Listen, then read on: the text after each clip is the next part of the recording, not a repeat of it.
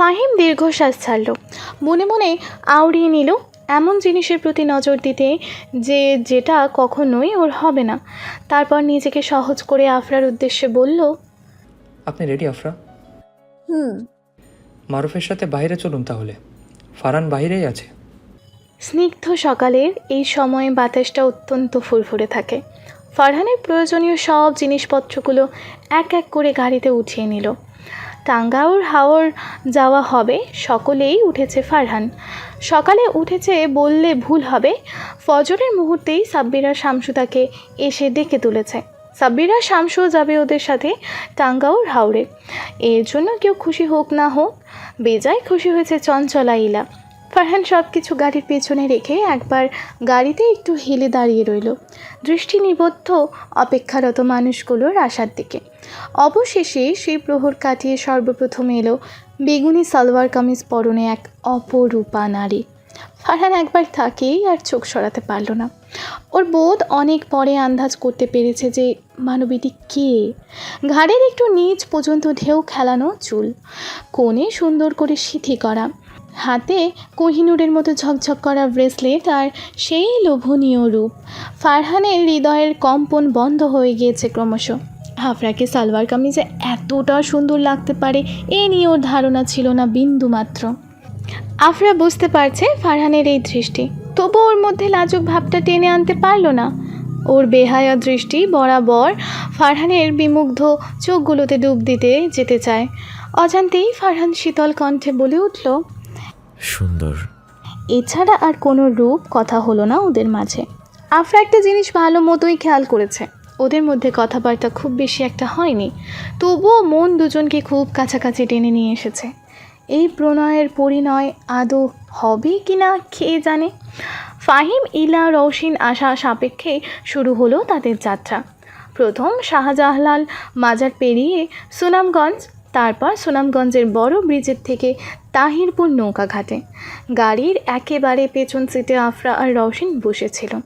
দুজনের মধ্যে অনেক আলাপচারিতা হয়েছে, আবার মাঝে মাঝে ডুবে গিয়েছে সকালের এই বর্ণিল সৌন্দর্যে। তারপর 8:30 নাগাদ ওরা পৌঁছালো সুনামগঞ্জের তাহিরপুর নৌকা ঘাটে। নৌকা আগেই ভাড়া করে রেখেছিল ফাহিম, তাই খুঁজে পাওয়া আর দরদাম নিয়ে তেমন একটা বেগ পেতে হয়নি। একে একে নৌকায় উঠে পড়ল ফাহিম, ফারহান, রওশিন, সাব্বির, শামসু, মারুফ আর ইলা। শুধু দাঁড়িয়ে রইল আফরা। এত উঁচু আর ঢেউয়ের তালে নাচানো নৌকাতে উঠতে বেশ বেগ পেতে হয়েছে। ফাহিম খেয়াল করেছিল বিষয়টা। অতঃপর আফরার উদ্দেশ্যে হাত বাড়ানোর আগে ফাহিমকে চরম অবাক করে দিয়ে হাত এগিয়ে দিল ফারহান। আফরা কিছুক্ষণ ওর হাত বাড়ানো দেখে প্রতিক্রিয়াহীন হয়ে রইল, যার দরুন নিচু হলো ফারহান। আড়ষ্ট ভঙ্গিমায় বলে উঠল, আমার হাত ধরুন আফরা, আমি আপনার সাথে আছি। কখনো আকাশের মতো নীল, কখনো আয়নার মতো স্বচ্ছ, এমন স্নিগ্ধ রঙে রাঙা পানিতে টইটুম্বুর এই টাঙ্গাউর হাওর। ইতিমধ্যে ট্রলারের ইঞ্জিন স্টার্ট হওয়াতে সেটা তাহিরপুর ঘাট থেকে ছুটে অনেক দূরে চলে গিয়েছে হাওরের উদ্দেশ্যে। দূরে মেঘালয় রাজ্যের পাহাড়, ঝর্ণা থেকে নেমে আসা স্বচ্ছ পানি, চেনা অজানা অগণিত পাখির কলকাতান আর করচ হিজল বনের অপরূপ সৌন্দর্য ও সমারোহে বিমূঢ় হয়ে রইল আফরা। সময়টা এখন বর্ষাকাল, আষাঢ়ের শেষ সময় পাড়ি দিয়ে যে কোনো সময় রূপ নেবে শ্রাবণ হাওয়ায়। চারিদিকে তাই থই থই করছে জলাধার। আকাশ পরিষ্কার, সে নীল আকাশের সাথে হাওরের পানিকে লাগছে আয়নার মতো স্বচ্ছ। ইলা, রওশিন, মারুফ তিনজন ট্রলারের ছাদে চড়ে জম্পেশ আড্ডা দিচ্ছে। সাথেই বসে রয়েছে আফরা। তবে ওদের আড্ডায় মেয়েটার কোনো হুঁশ জ্ঞান নেই। ইলা জিজ্ঞেস করলো, আপু, এত চুপ হয়ে আছো কেন তুমি? এখানকার রূপের কারণে চুপ হয়ে আছি। মিনমিনিয়ে বলে উঠল আফরা। ওর ঘোর এখনও কাটেনি। অপার নয়নে তাকিয়ে রইল সে প্রশস্ত হাওরের দিকে। অগোচরে মুচকি হাসল রওশিন। আফরা মেয়েটার এই বিমূঢ় রূপে মারাত্মক লাগে, তাই তো ফাহিম বোধহয় পছন্দ করেছিল আফরাকে। ভাবতেই দীর্ঘশ্বাস ছাড়ল রওশিন। মাঝে মাঝে আফরাকে দেখলে ওর হিংসে হয়, এক কথায় প্রচণ্ড রকমের হিংসে হয় এমন সুন্দর রূপ দেখে। আচ্ছা, আফরার 1% রূপ যদি আজ রওশিনের কাছে থাকতো, তবে কি ফাহিমও পছন্দ করতো রওশিনকে। পরক্ষণেই এসব উদ্ভট চিন্তা মাথা থেকে ঝেড়ে ফেলে দিল রওশিন। বিড়বিড়িয়ে বলে উঠল, দুনিয়াটাই এমন, যে যাকে চায় তাকে সে পায় না, তার গুরুত্বটাও বোঝে না। আফরা যেহেতু ক্যামেরা নিয়ে এসেছিল তাই অনেকগুলো ছবি তুলে নিল হাওরের। ইতিমধ্যে নিচ থেকে ট্রলারের ছাদে উঠে এলো ফারহান। কপালে ফারহানের বিন্যস্ত অল্প বিস্তর ঘাম, পুরো ঠোঁটগুলো কাঠফাটা রোদে শুকিয়ে গেলেও লালাভো ভাবটা যায়নি। চুলগুলো সুন্দরভাবে একপাশে আঁচড়ে রাখা। আফরার হার্টবিট মিস হয়ে গেল ফারহানকে দেখে। এই মানুষটার প্রতিটি মুভমেন্টেই ওকে বড়সড়ভাবে আকর্ষিত করে ফেলে। ফারহান এতক্ষণ নিচে ফাহিমের সাথে একান্তেই কথা বলছিল, অনেক সময় নিয়ে। এই দুই ভাইয়ের পেটে এত কী কথা কে জানে। আফরার হঠাৎ মনে হলো এই সময় যদি অগোচরে ফারহানের একটা ছবি না তোলা হয় তবে ঘোরতর পাপ হবে। ঘোরতর পাপ। এমন মুখ্যম সুযোগ আর কখনো নাও পেতে পারে।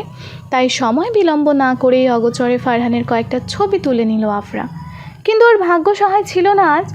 শেষ ছবিটা তোলার সময় ক্যামেরার সাথে চোখাচোখি হলো ফারহানের। ধরতে পারল যে কি করছে আফরা, তাই তৎক্ষণাৎ সে বাধা দিল আফরাকে। শীতল গলায় বলে উঠল, পারমিশন ছাড়া কারো ছবি তোলা ব্যাড ম্যানার্স, জানেন না আপনি? যেখানে আমি ছবি তোলার ঘোর বিরোধী সেখানে আপনি নির্ভয়ে আমার ছবি তুলেছেন। আপনি কি ভাবছেন আপনাকে ছেড়ে দেব? আফরার ঠোঁটে সুচালো হাসি ফুটিয়ে এগুলো ফারহানের কাছে। মিনমিনিয়ে বলল, ছেড়ে না দিলে আমায় ধরে রাখবেন বুঝি? রাখতে পারেন, আই ডোন্ট মাইন্ড। ফারহান অবাক প্রসন্ন হয়ে আফরার দিকে তাকিয়ে রইল কিছুক্ষণ। মনে মনে ভাবতে লাগলো, এমন এক্সট্রোভার্ট টাইপ মেয়ে এই প্রথম দেখলো ফারহান। আফরা এমন একজন মেয়ে যার মুখে কোনো বাদ নেই, অনায়াসেই যে কোনো কথা বলে দিতে পারে। ফারহান এবার সূক্ষ্মভাবে এড়িয়ে গেল আফরাকে। আর যাই হোক, এতগুলো মানুষের সামনে কিছুতেই অস্বস্তির শিকার হবে না এই আফরার কাছে। ট্রলার এবার টাঙ্গাউর হাওরের ওয়াচ টাওয়ারের সামনে থেমেছে। রৌদ্রের উত্তাপে ঝিকমিক করছে চারিদিক। টলটলে পানির দৃশ্যটা ওয়াচ টাওয়ারের কাছাকাছি আসার পর খানিকটা ঘোলাটে দেখা দিল। আফরা অদূরেই খেয়াল করলো ইট পাথরের তৈরি একটা সুন্দর ওয়াচ টাওয়ার। মাঝখানে সুন্দর গোলাকৃত করে সিঁড়ি বসিয়ে দেওয়া হয়েছে। আফরা রওশিনকে জিজ্ঞেস করলো, এখানে ট্রলার থামিয়েছে কেন রোশিন? ওয়াচ টাওয়ারের সামনে মূলত সুইমিং করার জন্যই ট্রলার থামায়। সবাই তো অলরেডি প্রস্তুত, তুমিও করতে চাও সুইমিং আপু? ঘোরাফেরা আর সুইমিং এই দুটোর প্রতি বিশেষ দুর্বলতা আফরার। পানি দেখলেই ওর ঝাঁপিয়ে পড়তে মন চায়। আর ফারহানকে সাথে সাতগাঁওয়ের বিলের সেই শেষ অভিজ্ঞতাটা মনে পড়তেই ওর মধ্যে ওয়েদার ডিমান্ডস মনোভাবটা চারা দিয়ে উঠল স্নায়ুতে। ফারহান ইতিমধ্যে লাইফ জ্যাকেট পরে ফেলেছে, সেই সাথে ফাহিম, সাব্বির আর শামসুও। আফরাও এবার পানিতে নামবে বলে পণ করলো। যেই ভাবা সেই কাজ। আচমকা সবাইকে অবাক করিয়ে দিয়ে সে লাইফ জ্যাকেট না পরে ঝাঁপ দিল হাওরের টইটুম্বুর পানিতে। প্রথমে সবাই বিস্মিত হয়ে গেলেও ক্রমেই বোধ ফিরে পেল সবাই। মনে বাসা বাঁধল উদ্রেক। এই ভরা বর্ষায় কীভাবে লাইফ জ্যাকেট ছাড়া পানিতে ঝাঁপ দিল আফরা? কিছু হয়ে গেলে? ফারহান পুরো ব্যাপারটা ভাবার আগেই হঠাৎ পানিতে ঝাঁপ দিল। পানিতে ঝাঁপ দেওয়া দরুন টইটুম্বু শব্দটা কানে বাজছে সবার। এইমাত্র কী করলো এটা ফারহান? ফারহানের এই নতুন গুণের সাথে একেবারে অপরিচিত সবাই। ফারহান এবার সাঁতরেই চলে গেল আফরার কাছে। আফরা ততক্ষণে শীতল পানির সংস্পর্শে এক অন্য আনন্দ ছিল। তবে ওর আনন্দ নিমিষেই থমকে গেল গালে ঠাস করে কিছু একটা পড়তে। ফারহান থাপ্পড় মেরে চোখে। আফরা পানিতে ভাসতে ভাসতেই গালে হাত দিয়ে তাকালো ফারহানের মুখে। রাগে রিডি করছে ফারহানের শরীর। ঠোঁটজোড়া অল্প বিস্তর কেঁপে রক্তিম রং ধারণ করেছে। ফাহিম, সাব্বির, ইলা, মারুফ সহ সবাই অবাক ফারহানের এমন কাণ্ডে। এই প্রথম ফারহান কোনো মেয়েকে কষে চড় মারল, তাও কিনা এমন একজন যে ওদের অতিথি। ছলছল করে উঠল আফরার চোখ, শিথিল হয়ে গেল ওর পুরো শরীর। পানিতেই গভীরে তলিয়ে যাওয়ার পূর্বেই ফারহান শক্ত করে ওর কোমর চেপে টেনে নিয়ে এলো নিজের কাছে।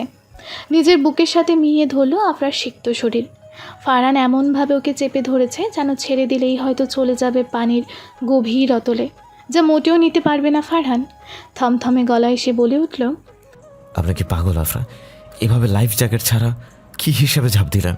এখানকার গভীরত্বের কথা আন্দাজ আছে আপনার? তলিয়ে যেতেন পানিতে, নিজে তো মরতেনি, সাথে আমার নিঃশ্বাসটাও কেড়ে নিতেন। আফরার মস্তিষ্কের নিউরন অচল হয়ে গিয়েছে ছেলেটার কথায়। ফারহানের চোখে মুখে রাগের সাথে ভয় আর উদ্রেকের চরম রেশ। আফরা প্রথমে ফারহানের এমন ব্যবহার নিতে পারছিল না কোনোভাবেই। এতদিন ইগনোর করাও ঠিক ছিল, তবে ফারহান যে কখনো ওকে চর বসিয়ে দেবে এটাও ভাবতেই পারেনি। হু হু করে বইছে হাওরের বাতাস। পানিতে ভেসে থাকা দুজন মানবীর চোখের ভাষা ভিন্ন। যাই প্রথম ফাহিম দেখল অন্য নজরে।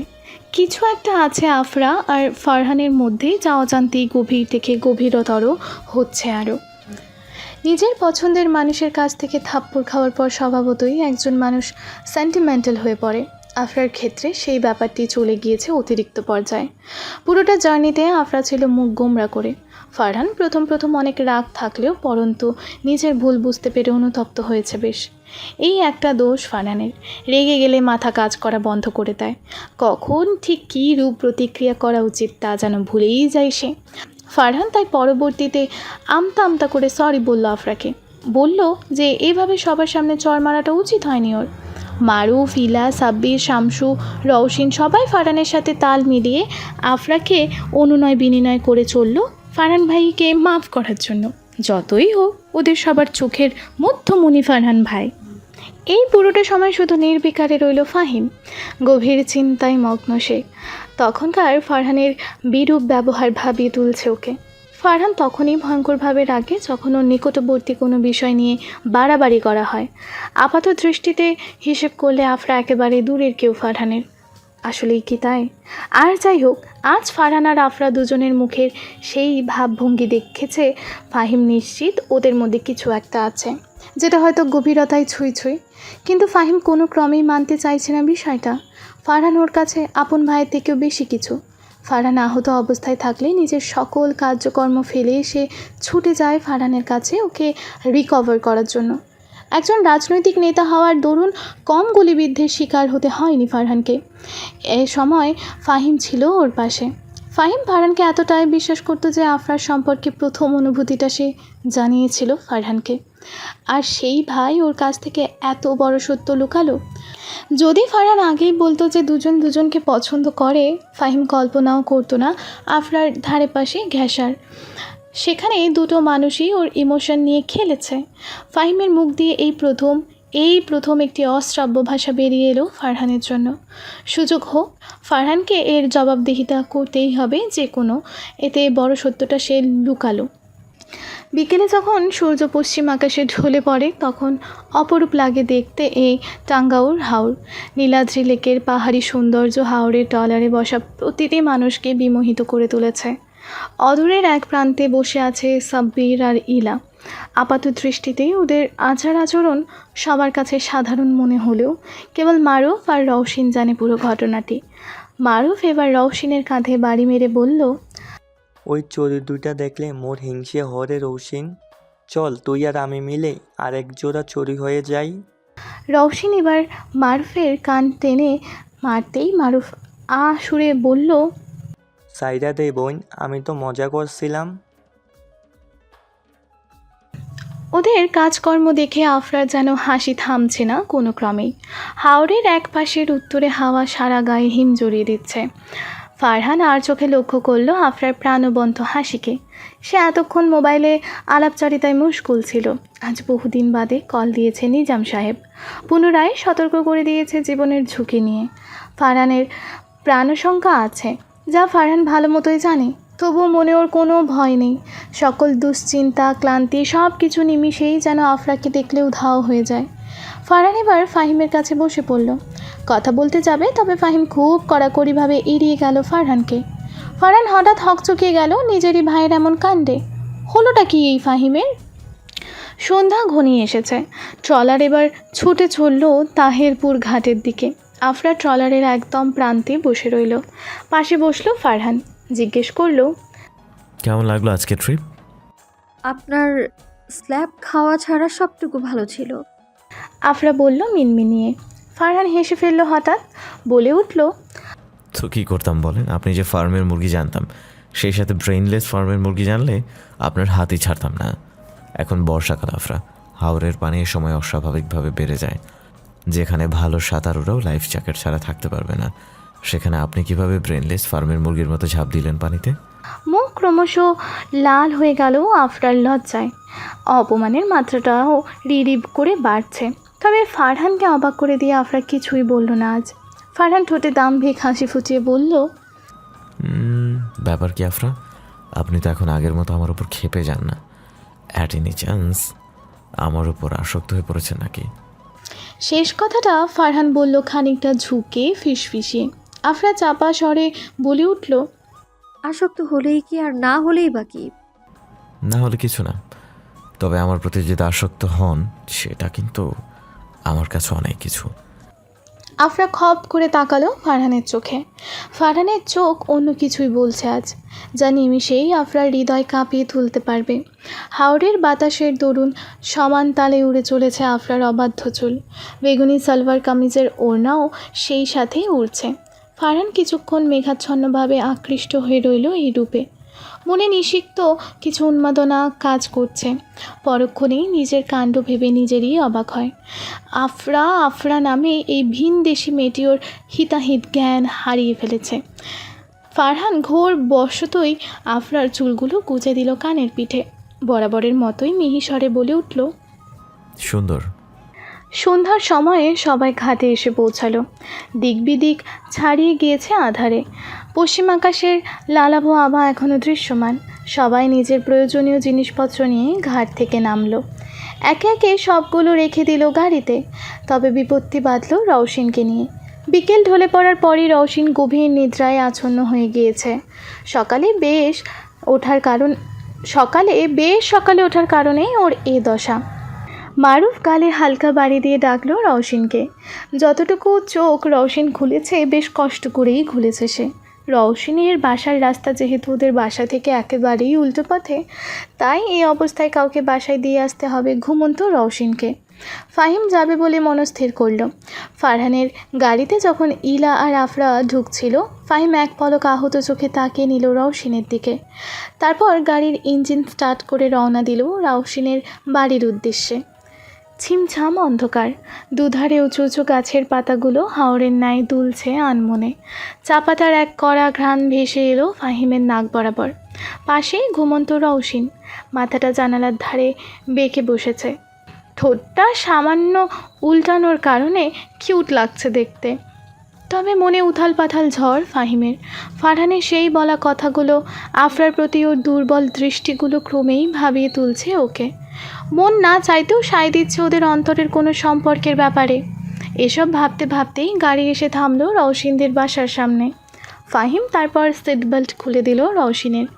এক পলক দেখে নিল ওর ঘুমন্ত মুখশ্রী। তারপর কোমল কণ্ঠে ডাক দিল, রোশিন, এসে পড়েছি আমরা, ঘুম থেকে ওঠো। প্রতিক্রিয়া দেখালো না সে। ফাহিম ছোট্ট করে শ্বাস ছাড়ল। আবার হালকা করে ডাক দিল রওশিনকে। বলল, রোশিন, আর কত ঘুমাবে তুমি? তখন এক অবাক কাণ্ড করে বসলো রওশিন। ঘুমের ঘোরে ফাহিমের গলা জড়িয়ে ধরতেই ফাহিম ভারসাম্যহীনভাবে পড়ে গেল ওর ওপর। নিজের ঠোঁট জোড়া অস্বাভাবিকভাবে মিশে গেল রওশিনের গোলাপের পাপড়ির ন্যায় ঠোঁটে। ফাহিম হতভম্ব। ও স্নায়ু কাজ করা বন্ধ হয়ে গিয়েছে। নিজের উপর প্রচুর ভার অনুভব করতেই রওশিন যখন পিট করে চোখ খুলল, নিজেদের এমন অবস্থা টের পেতেই হুড়মুড়িয়ে ধাক্কা দিল ফাহিমকে। উত্তেজনায় অস্থির হয়ে গিয়েছে দুইজন। পুরো গাড়িতেই ভ্যাপসা আভাস। রওশিন অস্বস্তির দরুন ঘন ঘন নিঃশ্বাস ফেলছে। ও ভাবতেও পারেনি যে ঘুমের ঘোরে এমন কিছু করে বসবে। রওশিন একদণ্ড গাড়িতে থাকলো না। গাড়ির দরজা খুলে দ্রুত বাড়িতে ঢুকে গেল। এক পলকও তাকালো না সে ফাহিমের দিকে। এদিকে ফাহিম এখনও বাকরুদ্ধ। বেসামালভাবে সে হাত দিল নিজের ঠোঁট জোড়ায়। সেই সাথে চোখের পলক পড়াও যেন বন্ধ হয়ে গিয়েছে। এক নাগাড়ে টানা 2 দিন ধরে বৃষ্টি পড়ছে শ্রীমঙ্গলে। দূর দূর যেখানেই তাকানো যায় শুধু সবুজের সমারোহ। বৃষ্টি পানিকণার আবেদনময়ী স্পর্শে সেই রঙগুলো যেন আরও প্রাণবন্ত হয়ে উঠেছে। আফরা তাই টাঙ্গাউর হাওর থেকে ফেরার পর 2 দিন নেলসন টি এস্টেট থেকে বের হতে পারছে না। সেই সাথে ফারহানও লাপাত্তা 2 দিন ধরে। আফরা বার কয়েক ফারহানের ব্যাপারে জিজ্ঞেস করলো ইলাকে যে ফারহান কোথায়। তবে ইলা বিস্তারিত কিছুই বলতে পারলো না এই ব্যাপারে। কেননা ফারহান প্রায়শই এভাবে বৃষ্টির মৌসুমে উধাও হয়ে যেত হুট করে। ফারহান আসলে একটু ভবঘুরে ধরনের ছেলে। অবসর সময়ে সে প্রায়ই দেশ বিচরণের জন্য বেরিয়ে যেত। এতে খানিক অভিমান জমল আফরার মনে, কেননা ফারহান কথা দিয়েছিল যে এবারে ট্যুরে সে প্রতিটা পথ প্রান্তরে আফরাকে নিয়ে ঘুরে বেড়াবে, কিন্তু কথা রাখলো না ফারহান। এমনকি সে যে লাপাত্তা হয়ে গিয়েছে এর আগে বলেও গেল না আফরাকে। এদিকে সে কিছুদিন ধরেই লক্ষ্য করলো যে কিছু একটা হয়েছে ফাহিমের। সে রাতে রওশিনকে বাড়িতে দিয়ে আসার পর থেকে ফাহিম একেবারেই চুপচাপ হয়ে গিয়েছে। আফরা তাই বেশ সকাল করে উঠল আজ। বৃষ্টির গতি কমে শুরু হয়েছে হালকা হালকা ঝিরিঝিরি বৃষ্টি। জানালা দিয়ে সমগ্র চা বাগানের একটা সুন্দর দৃশ্য চোখ ধাঁধিয়ে দিয়েছে আফরার। অদূর বড় বড় দেবদারু গাছগুলো কেমন যেন নুইয়ে পড়ছে বাতাসের ধাক্কায়। আফরা তপ্ত শ্বাস ছাড়ল, একটা পাতলা ফিনফিনে চাদর গায়ে জড়িয়ে রুম থেকে বেরিয়ে গেল। সরু করিডোরটা পার হলেই কাঠের সিঁড়ি, সেটা বেয়ে নিচে নেমে গেল। ডান পাশেই কিচেন রুমটি দেখা যায়। আজ বেশ সকালে উঠেছে বলে মিসেস নাবিলার দেখা পায়নি আফরা, তাই অগত্যায় নিজের আর ফাহিমের জন্য 2 কাপ কফি বানিয়ে ফাহিমের উদ্দেশ্যে পা বাড়ালো। ফাহিম বরাবরই সকালে ওঠে, আর যাই হোক এই 1 মাসে ফাহিমকে দেরিতে উঠতে দেখেনি আফরা। আফরা দরজায় শব্দ করতেই ফাহিম ভেতরে আসতে বলল তাকে। আফরার হাতে 2 কাপ কফির মগে স্পষ্ট দেখা যাচ্ছে স্টারবাক্সের লোগো। আফরা এরকম 1 সেট মগ আমেরিকা থেকে নিয়ে এসেছিল উপহার স্বরূপ। ঠোঁটকলে রয়েছে মুচকি হাসি। আফরা বিনয়ী সুরে বলে উঠল, good morning Fahim. Morning. Fahim বলল মিনমিনিয়ে, মুখে বিস্ময়ের রেশ। আফরা কফির মগ এগিয়ে দিল, বলল, made by me, wanna try it? Fahim আফরার হাত থেকে মগটি নিয়ে নিল। মুখের অবাকতার ছাপটি এখনও যায়নি। মুখে দেওয়া মাত্রই নাকি সুন্দর একটা কফি স্মেল ভেসে আসলো। জিভে তা রাখতেই টের পেল এটার টেস্ট আসলেই অন্যরকম। এই বৃষ্টির মৌসুমে কফির মন্দ নয়। আফরা জিজ্ঞেস করলো, কফিটা কেমন লাগলো আপনার? রিফ্রেশমেন্ট এনে দিয়েছে। এর বেশি কিছু বলতে পারছি না, কারণ আমি রিভিউতে বড্ড বেশি কাঁচা। আফরার ঠোঁটে স্মিত হাসি ফুটে ওঠে, বলল, যে ওয়ার্ডটা শুনতে চেয়েছিলাম সেটাই বলেছেন, so I like it. Fahim কোনো কথা বলল না। আজকাল রওশিন নামের মেয়েটি ওর অন্তরকে কেমন যেন নাড়িয়ে দিয়েছে। ফাহিম আজকাল যেদিকে যায় সেদিকেই কল্পনা করে রওশিনকে। সর্বত্রই টের পায় রওশিনের উপস্থিতি। বুঝতে গেলেও রওশিন, উঠতে গেলেও রওশিন। সেদিন চেম্বারে এক রোগীকে রওশিন ভেবে তো হ্যালোজেনেটও হয়ে গিয়েছিল। আফরার ডাকে ওর ধ্যান ফিরল এবার। আফরা প্রশ্নবোধক চাহনি দিয়ে তাকিয়ে আছে ওর দিকে। জিজ্ঞেস করলো, ইদানিং আপনি এত মন মরা হয়ে আছেন কেন ফাহিম? সেদিন ট্যুরের পর থেকেই দেখতে পাচ্ছি আপনার বিহেভিয়ার চেঞ্জ হয়েছে কিছুটা। কি হয়েছে আপনার? ফাহিম মিহি হাসলো, জড়ানো গলায় বলল, যেমনটা আপনি আমার প্রতি বিহেভিয়ার চেঞ্জ করেছেন তেমনটাই। হঠাৎ অস্বস্তির বেড়াজাল ছড়িয়ে পড়ল সারা ঘরে। আফরা আনমনে নিজের হাত কচলাতে লাগলো। কথাটি সত্য, ওদের বিয়ে নামক ঘটনাটির উত্থানের পর দুজনের মধ্যে কথাবার্তার পরিবর্তন এসেছে। নষ্ট হয়ে গিয়েছে একটি সুন্দর বন্ধুত্বের সম্পর্ক।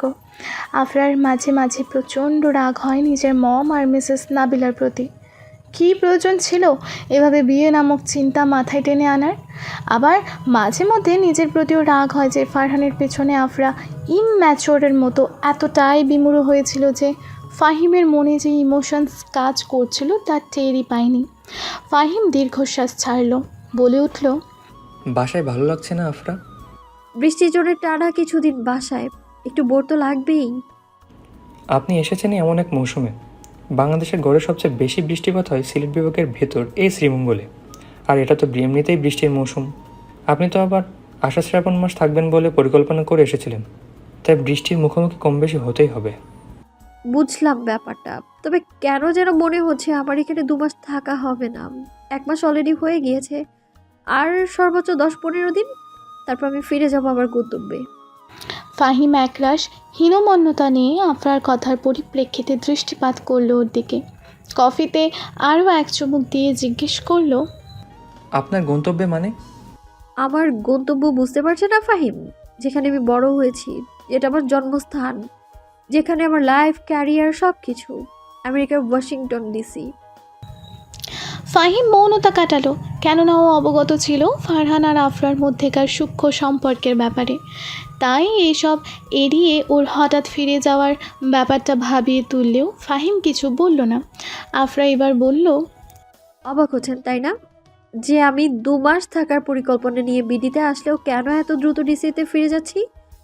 প্রথমত, বিডিতে আমার অনিচ্ছাপূর্বক পাঠানো হয়েছিল। পরবর্তীতে এখানে একটা সুন্দর সময় স্পেন্ড করেছি আপনাদের সাথে। এখানকার প্রতিটা জায়গা, এখানকার লাইফস্টাইল, কালচার, আপনাদের আতিথেয়তা সব আমার মন ভালো করে দিয়েছিল। এক কথায় আমার লাইফের বেস্ট একটা মোমেন্ট স্পেন্ড করেছি আমি আপনাদের সাথে। তবে তিক্ত কথা কি জানেন, এখানে সবার নজর কাটতে পারলেও যার দৃষ্টি আমি চেয়েছি সেটা আমি পাইনি। রেন্ট্রি পাতার মধ্যে একজনের পিছে ছুটেছি। তবে আমার বুঝতে দেরি হয়েছে যে কান্ট্রি আমার না, সেখানকার কোনো কিছুই আমার হতে পারবে না। তাছাড়া আমার মম ড্যাড এখানে মেনলি পাঠিয়েছিল আপনার সাথে আমার বিয়ে দেওয়ার জন্যে, যা আমি জানতাম না। তবে পরবর্তীতে জেনেছি ওনারা হয়তো ভুলে গিয়েছিলেন যে আফরা নিজের মনের বিরুদ্ধে কোনো ডিসিশন নেয় না। তবু আমি একটা ডিসিশন নিয়েছিলাম ওনাদের কথা ভেবে। আমেরিকায় একটা ছেলে আমার ভালোবাসতো, এক কথায় প্রচণ্ড রকম ভালোবাসতো। ওর নাম ছিল এরিক। স্বভাবত আমেরিকানরা সহজে বিয়েই করে না, দরকার পড়লে আজীবন লিভ টুগেদারে থাকবে, বেবি কনসিভ করবে, তবু বিয়ে করবে না। কজ ওদের কাছে বিয়ে হলো একটা বেঁধে দেওয়ার সম্পর্ক। তবুও এরিক আমার প্রস্তাব দিয়েছিল বিয়ের। কেন না করেছিলাম জানেন? আমার মম ড্যাডের জন্য। ওনারা আমার সব কিছু মেনে নিয়েছিলেন, আমার hang out, night party, dating, boyfriend সব। কিন্তু একজন খ্রিস্টান ছেলেকে আমার লাইফ পার্টনার কখনোই মেনে নিবে না, নিতে পারবে না। আমিও মেনে নিলাম ওনাদের কথা। কাট কাট গলায় এরিককে বললাম, আমার ফিলিংস নেই তোমার প্রতি, আমি বিয়ে করে আমার ধর্ম পরিবর্তন করতে পারবো না। তো বলুন তো, আমি যদি ওনাদের জন্য স্যাক্রিফাইস করতে পারি, ওনারা কেন পারবেন না? আপনার সাথে আমার বিয়ে হবে না দেখে কালই ড্যাড কল দিয়েছে, বলেছে শীঘ্রই উনি টিকিট পাঠিয়ে দেবে এয়ারলাইন্সের, আমি যেন দ্রুত ব্যাক করতে পারি। এক নাগারে এতগুলো কথা বলে দম নিল আফরা। ঘন ঘন নিঃশ্বাস ফেলছে ও। ফাহিম এতক্ষণ প্রতিটা কথা মনোযোগ দিয়ে শুনলো আফরার। ধীরে ধীরে আবিষ্কার করতে পারলো আফরার লাইফস্টাইল, ওর পার্সোনাল লাইফ আর ওর ফিলিংসের ব্যাপারে। নিজের ষষ্ঠ ইন্দ্রিয় দিয়ে আন্দাজ করে নিল কোনো না কোনোভাবে ফারহানের দ্বারা আফরা চরমভাবে হার্ট হয়েছে, যেটার মীমাংসা করা দরকার। কেননা ফাহিম কোনো জঘন্য ধরনের মানুষ না যে যাকে সে পছন্দ করতো তার খারাপ সে চাইবে। ফাহিম কফির মগে চুমুক দিল পুনরায়, বলে উঠল, কষ্ট নিয়ে চলে যাবেন না আফরা। আপনার মনে যে অস্থিরতাগুলো হচ্ছে সেগুলো কমিয়ে তারপর ফিরবেন। ফাহিমের এই কথাটি হৃদয়ে গেঁথে গেল ক্রমশ। আসলেই তো ফারহানের ব্যবহারে ও কেন মন খারাপ করছে। আফরা মনে মনে ভেবে নিল ফারহানের সাথে কথা বলবেও। ওর মনের অস্থিরতার বিহিত যদি কেউ করতে পারে সেটা ফারহান। ফাহিম বলে উঠল, তবে ফিরে যাওয়ার আগে আপনাকে আমার কিছু প্রশ্নের উত্তর দিয়ে যেতে হবে। কোন প্রশ্নে? সেটা না হয় সময় হলেও দেখে নিন। ফাহিমের চোখে মুখে রহস্যের ছাপ। আফরা সেই রহস্যময়তা ধরতে পারল না। যদি ধরতে পারত তবে বুঝতে পারত যে আফরা আর ফারহান দুজন কীভাবে ওর অনুভূতিগুলোকে ধূলিসাৎ করেছে। বৃষ্টির তেজ কমার দরুন আফরা পা বাড়ালো বাংলোর বাহিরে। আশেপাশে স্যাঁতস্যাঁতে পরিবেশ সৃষ্টি হয়েছে। দুপুরে এখন 2:30 কি 3টা বাজে। ফাহিম বাসায় নেই, ইলা গিয়েছে প্রাইভেট পড়তে। মিসেস নাবিলা এতক্ষণ আপনার সাথে গল্প করছিল, কিন্তু কিছুক্ষণ আগে মিস্টার ইফাজ বাড়িতে আসাতে তাকে ভাত বেড়ে দিতে মগ্ন হয়ে পড়লেন। আফরা তাই বাংলোর বাহিরে পা বাড়ালো। দূর আকাশে ফুটে উঠেছে মিষ্টি রোদ্দুরের আভা। সেই আলো সমগ্র চা বাগানকে দিন দুপুরেই মায়ার রাজ্যে বানিয়ে দিয়েছে। আফরা পা বাড়িয়ে ফারহানের ছোট্ট কুটিরটিতে গেল। উঠানের এক সাইডে জংলা হয়ে আছে, সামনের কাঠের বারান্দার কাঠের একটি রকিং চেয়ার রাখা। দরজায় তালা ঝুলছে দেখে আফরা দীর্ঘশ্বাস ফেলল। জড়ানো কণ্ঠে বিড়বিড়িয়ে বলে উঠল, কোথায় আপনি কমরেড সাহেব? আপনার চিন্তায় এদিকে যে কেউ অপেক্ষায় আছে সেটার ধারণা আছে আপনার? আজ রওশন খুব ভয়ঙ্কর একটি স্বপ্ন দেখেছিল দিন দুপুরে।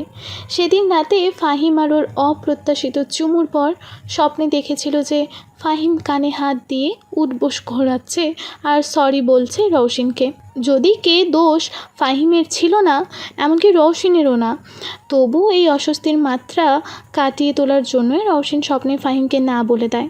ফাহিম খুশিতে আরও এক দফা ওর গালে নিজের ঠোঁট স্পর্শ করতেই হড়বড়িয়ে উঠে পড়ে রওশন। কপাল দিয়ে টপ টপ ঘাম পড়ছিল। রওশনের বড় ভাই সাব্বির তা দেখে অবাক হয়ে যায়। একে তো ঠান্ডার দিন, তার উপর ওকে এত ঘামতে দেখে অনবরত প্রশ্ন করতে থাকে শারীরিক অবস্থা নিয়ে। তবে রওশন তা সূক্ষ্মভাবে এড়িয়ে নিজের রুমে চলে গেল। পড়ায় মন দেওয়ার চেষ্টা করলেও যেন পারল না। সে রাতের পর ফাহিমের সাথে একেবারেই দেখা হয়নি রওশনের। দেখা হবেই বা কীভাবে? রওশন তো সে রাতের পর মুখোমুখি হয়নি ফাহিমের, কলেজেও যায়নি, এমনকি যোগাযোগ করেনি ইলার সাথেও।